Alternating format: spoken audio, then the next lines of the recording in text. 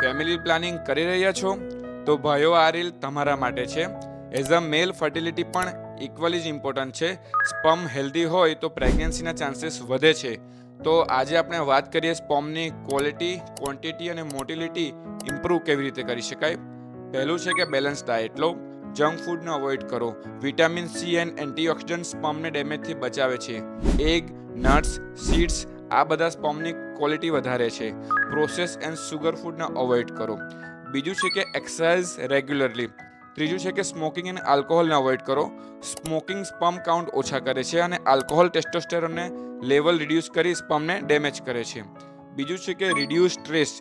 Daily meditation, deep breathing કરી શકાય છે. બીજું છે કે રેગ્યુલેટ સ્લીપ સાયકલ. ડેલી 7 થી 8 કલાક પૂરતી ઊંઘ લો. સ્લીપ ડિસ્ટર્બન્સ ટેસ્ટોસ્ટેરોનને ઓછા કરે છે. બીજું છે કે રેગ્યુલર ચેકઅપ કરાવો. સ્પર્મ હેલ્ધી હોય તો ફર્ટિલિટી સ્ટ્રોંગ હોય. આ સિમ્પલ લાઇફસ્ટાઇલ ચેન્જીસને ફોલો કરો અને તમારા ફેમિલી પ્લાનિંગમાં પરફેક્ટ પાર્ટનર બનો. Thank you.